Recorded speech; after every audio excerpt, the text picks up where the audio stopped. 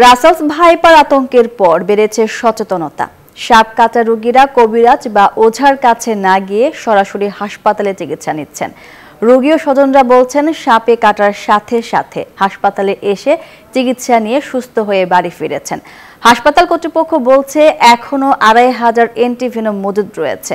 সাপে কাটলে ক্ষতস্থানের উপরে না বেঁধে দ্রুত হাসপাতালে আসার পরামর্শ দিচ্ছেন বিশেষজ্ঞরা। রাজশাহী থেকে রঞ্জু মাহমুদের ক্যামেরায় মতিউর মুর্তজার তথ্যে ডেস্ক রিপোর্ট। শাকিল আহমেদ রাজশাহীর বাঘা উপজেলার পদ্মার দুর্গম চরের চক রাজাপুর গ্রামের বাসিন্দা। এই যুবক ১ জুলাই বাদাম তুলতে গিয়ে রাসেলস ভাইপার সাপের কামড় খান। পরে সাপটিকে মেরে সাপসহ দ্রুত রাজশাহী মেডিকেল কলেজ হাসপাতালে ভর্তি হন। চিকিৎসা নিয়ে এখন শঙ্কামুক্ত তিনি। হাতে একটু আঘাত লাগে, মনে করলাম যে কিছুতে কামড় দিছে। হুন্ডাই করে এখানে নিয়ে আসছে, আর কোনো বাহনে আসি নাই। সাপটাকে ধরে নিয়ে আসছিলাম, এটা রাসেল ভাইপার সাপ। শুধু শাকিল আহমেদই নয়, অন্যান্য রোগীরাও সাপে কাটলে সাথে সাথে হাসপাতালে চিকিৎসা নিচ্ছেন। ফলে কমছে মৃত্যু ঝুঁকি। রোগী ও স্বজনরা জানান, তারা আর ওঝা বা কবিরাজের কাছে যাচ্ছেন না।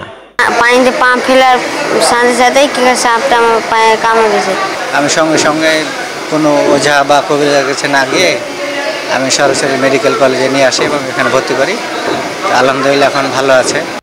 হাসপাতাল কর্তৃপক্ষ বলছে, এবছর ৩৯৯ জন সাপে কাটা রোগী হাসপাতালে চিকিৎসা নিয়েছেন। এর মধ্যে মাত্র ৫৯ জনকে বিষধর সাপে কামড় দিয়েছিল।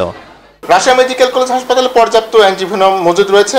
এখন প্রায় ২৫০০-এর উপরে অ্যান্টিভেনম আমাদের মজুদ রয়েছে এবং এই প্রচলিত অ্যান্টিভেনমে যে সাপগুলোর কথা আপনাদেরকে বললাম, তাদের সকলের চিকিৎসা আসলে সম্ভব।